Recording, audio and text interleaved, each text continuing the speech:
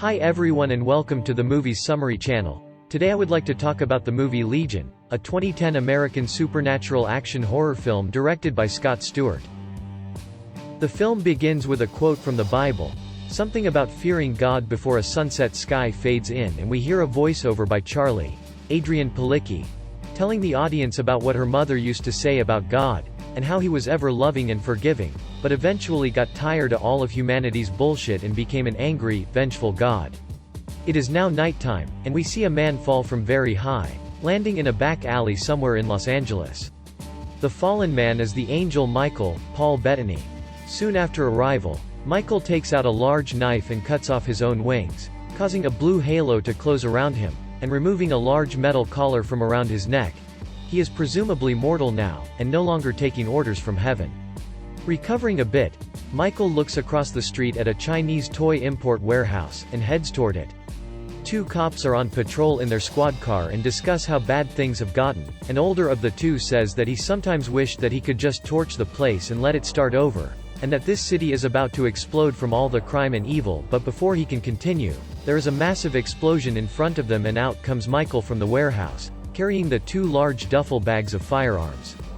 The cops try to arrest him, but he gets one of them in an arm lock, while pointing a gun at the other. Suddenly, the lights flickering on and off, and the cop pointing the gun at Michael starts to shake violently. Once the cop stops shaking, he has noticeably different black eyes, and possessing a mouth full of pointy shark-like teeth. The possessed man shoots the other cop, asks what Michael is doing, as his intervention on Earth is violating his orders. Michael says that he is following his own orders now, shoots the possessed cop, grabs his bags of guns, and drives off in the squad car. As Michael leaves, darkness surrounds the city. The apocalypse has begun. Cut to the Mojave Desert. The camera pans to a small desert diner, gas station where a bunch of locals work, including Charlie, an unwed single mother, pregnant, working as a waitress. Charlie speaks to one of her co-workers, friend, Jeep, Lucas Black, and it's evident that he has feelings for her, and wants to take care of her and the baby, even though she doesn't seem to return his affections. Inside the diner, Jeep's father Bob Hanson, Dennis Quaid, is trying to fix an old 60s-era TV by slapping at it with varying degrees of success, while the chef, Percy Walker, Charles S. Dutton, teases him about getting a new one. A married couple, Howard and Sandra Anderson, John Tenney and Kate Walsh, and their daughter Audrey, Willa Holland, are stuck at the diner, waiting for their car to be fixed. Sandra complains to Howard about their daughter's clothing, too scantily clad, and it's evident that Howard is the relaxed type, Sandra is a bit uptight, and Audrey is the rebellious teenager. At the diner, Sandra is complaining from how long the repairs are taking, and gets Howard to talk to Bob. Bob tells him that it shouldn't be long, and goes to check on his son. In the garage, Bob finds Jeep cleaning up an old crib instead of fixing the car and reprimands him for it. Jeep says that he knows that Charlie doesn't love him, but believes that taking care of her and the baby is something that he just has to do. Bob tells Jeep that he once had a dream to do something too, and opening this gas station diner in hopes of profiting when a mall was to be opened across the road. However, the plans were scrapped and Bob was left with a business out in the middle of nowhere, and his wife left him and Jeep to fend for themselves.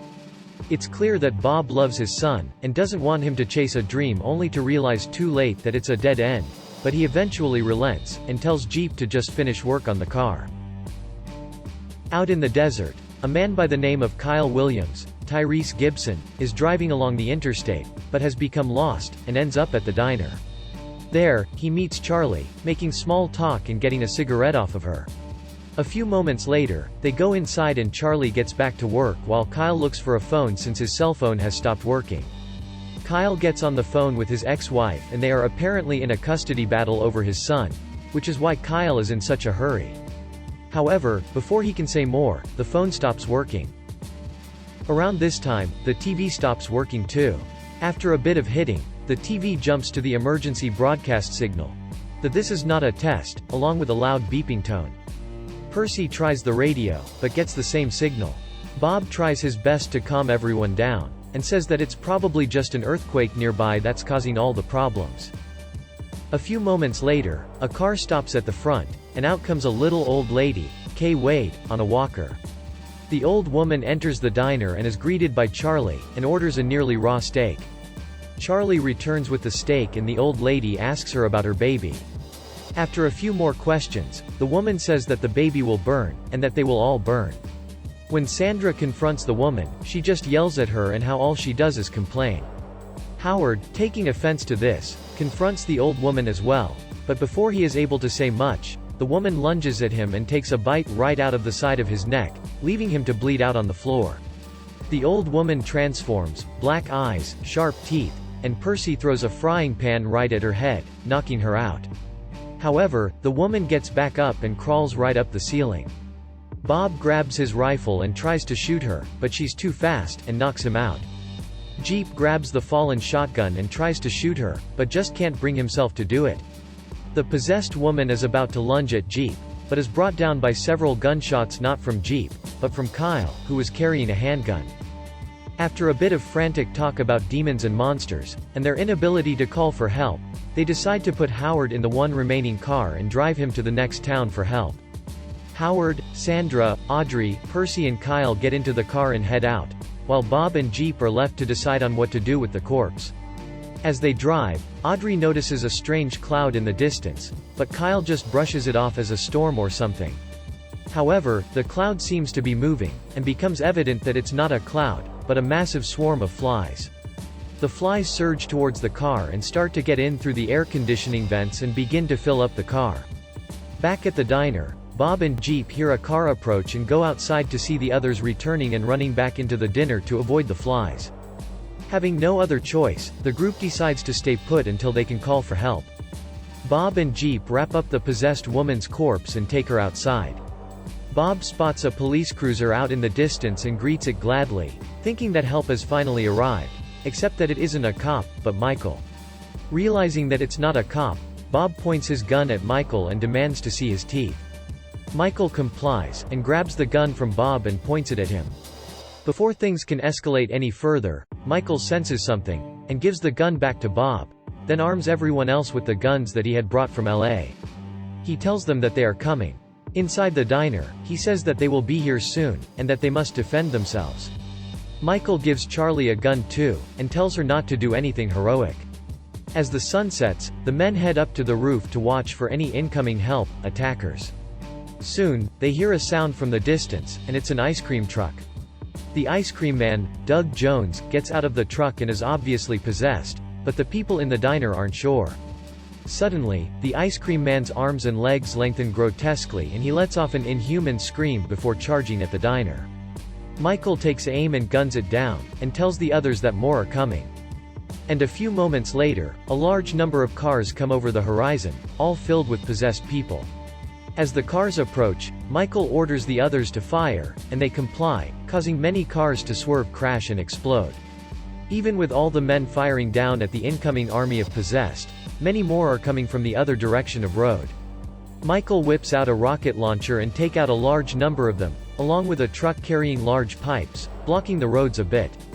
Michael yells to the others to keep the possessed from reaching the diner, but there are just too many of them.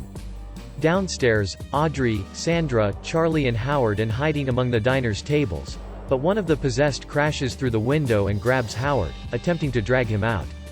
Charlie tries to help Sandra and Audrey, but she is almost taken herself by one of the possessed until Michael slices off the man's hand and fights them off with a lot of bullets. Everyone is scared and confused until Michael reveals that he is there to protect Charlie and her unborn child, and that the possessed that attacked them were not demons, but angels sent by God. Michael tells them that the key to humanity's survival is Charlie's baby, and they must protect her until the child is born. Charlie says that the child is not supposed to be born yet, but realizes that it will happen soon anyway. The current date in the film is December 24th. The survivors go off to deal with the situation in their own way.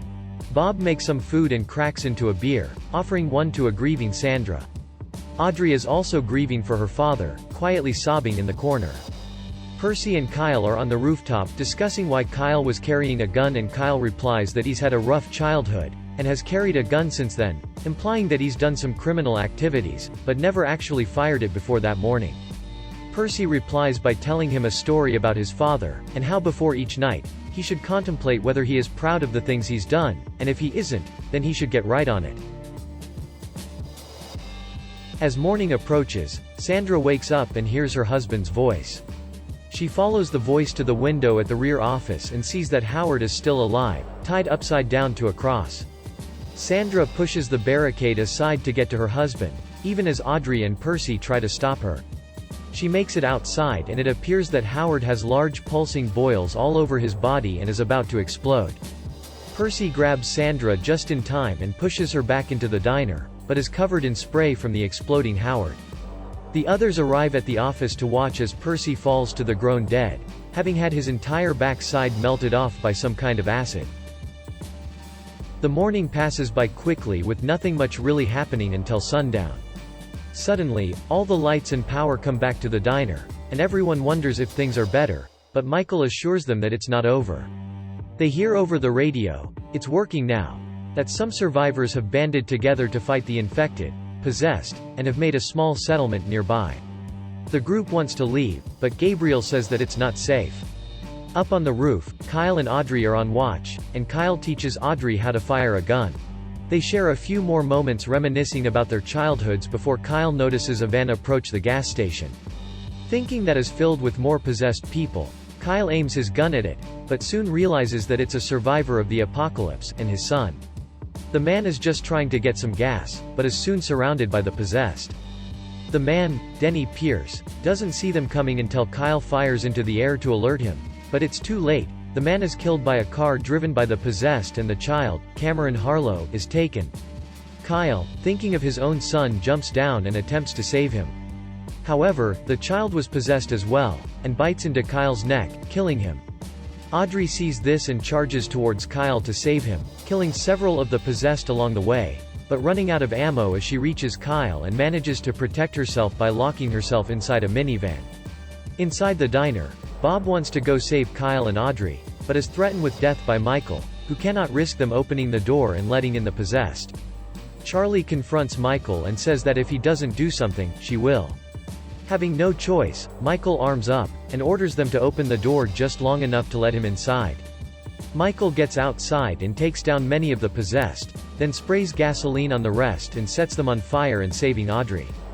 However, the possessed have now turned their attention on the diner and try to get in. After a bit of a gunfight, all the possessed are killed or frightened off, except for one, the child that Kyle tried to save. The possessed child attacks Charlie and almost succeeds, but she fights him off with a dinner tray until Michael can dispose of him. However, the fight with the child triggered caused Charlie's water to break, and her child will be born soon. Audrey is given the task of helping with the childbirth while everyone else watches out for more attackers. The outside is now completely surrounded by the possessed, but they aren't attacking. As the child is born, it starts crying, which appears to cause great pain to the possessed. A moment later, a massive bellowing horn is heard, and Michael says that they have to leave. The others protest, but Michael tells them that since the child has been born, none of the possessed can even approach him, but because of this, something more powerful is coming to claim the child, Gabriel, hence the horn. The survivors are packing up to leave and Sandra and Audrey reconciles their differences. However, Sandra believes that all the possessed want is the child, and decides to give them what they want so that she and Audrey can leave. Sandra grabs the child and heads for the door, while Michael aiming his gun at her head, demanding for her to stop. Just then, another horn blast is heard and the door behind Sandra glows white. The door slams open and Gabriel is standing right behind her. Having no choice, Michael shoots Sandra, causing her to drop the baby, but Jeep is close enough to catch him. Jeep and the baby get out of the way just in time as Gabriel swings at them with a huge iron mace. Bob attempts to shoot at Gabriel, but Gabriel spins around and blocks the shots with his wings, which appear to have the consistency of metal.